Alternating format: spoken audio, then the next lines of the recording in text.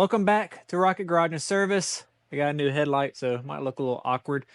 But today we're shooting a video on greasing our dry splines on our 2500 HD Silverado. I hope you enjoyed that preview video. I think that confirmed we have some notchy dry splines. So I'm gonna go ahead and crawl under the truck and start loosening the drive shaft. I've already chalked the tires. That's something very important you want to do when removing drive shafts from vehicles. I hope you noticed in the preview video there that when we were coming to a stop and then re-accelerating from the stop, our drive shaft was really notchy. And if you don't know if you're having this issue, it's usually felt with a bump that you have in the cab of the vehicle. It almost feels like somebody slightly hit you in the rear, and it's real consistent.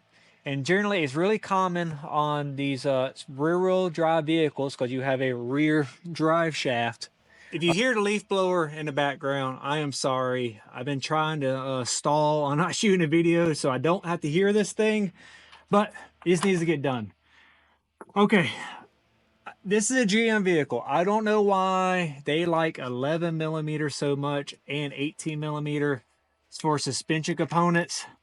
But this is 11 millimeter. So I got in a universal, and I got a 3/8 ratchet with a shallow 11 millimeter like this.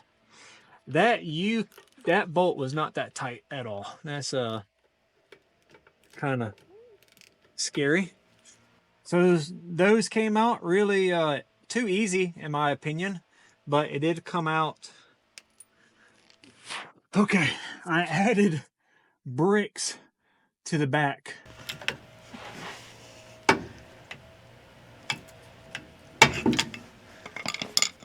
So now that we have this out, a couple of things I want to feel. I want to feel our U-joints. Feel if there's any notchiness in it. Okay, I got a little battery box. One thing I do recommend is on your rear U-cap, is if you don't do this, you're playing with fire like I am now, is to get electrical tape and go ahead and wrap it. Okay. We didn't leak any fluid. Well, that feels really good up here. So we're doing this on the tailgate of the truck. Trying to see if there's anything obvious. I figured if it was some type of notchiness, I would see rust or something, but it actually doesn't look that bad at all. So this is the grease I bought probably like 5 years ago. I imagine the shelf life on it is probably bad. It says made in 2015, but I'm gonna use it anyway. It is PTFE lubricant. I was told about this issue when I was chasing a driveline vibration on my Trans Am, and this was what was recommended for the fix. It comes out, I think, like this bluish white color. Yeah, as you can see, I'm going to put it down the snout of it, and I'm going to take this toothbrush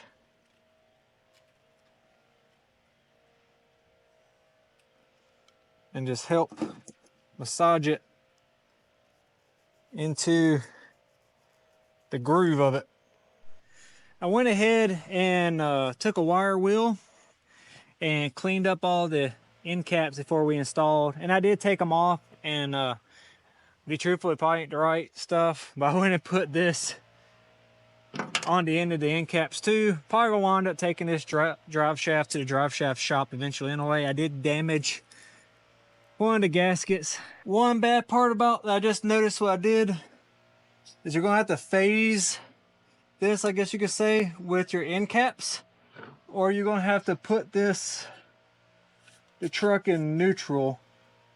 Oh, and I did it good. So just something to pay attention to. So I do want to add, this truck does have like 318,000 miles on it, so it wouldn't surprise me if we had a transfer case issue. So what I did right there is there's some like locking, I call it tabs, that help with the side to side movement. I just had to make sure those were in place before we re-put our end caps on. So this is the boxed in wrench I'm going to use. I like this because it's a little bit longer, so you can really get some torque. It's not something you want to go, want something to come loose. All right, that's done. Let's go for a test drive and see if it made any difference. We'll also put the camera back down there and see if the notchiness remains the same.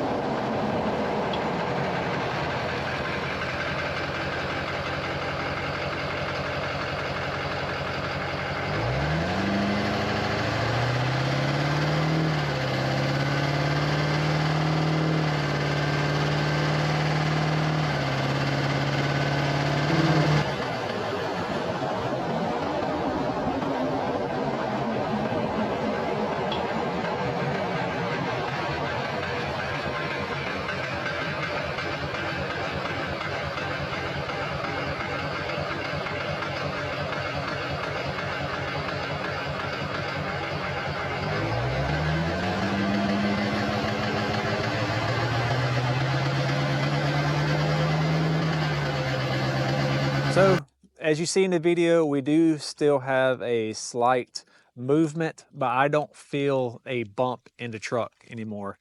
That video was shot about 3 weeks ago. I have still not felt any bump sensation in the truck. Now, I was told that you're probably going to have to end up re-greasing that yoke again, the bump will come back.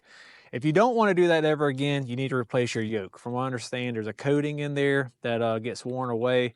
The grease kind of helps fill that void, or gives a coating again, but the grease will deteriorate again or go away. So a new yoke will solve that. We are going to get a new drive shaft. I did not realize how much drive shaft movement we have. I am concerned with how much yoke we still have in the end of that transfer case. This truck does have a 6-inch lift. We're going to address that. But I hope this helps someone, and on to the next one.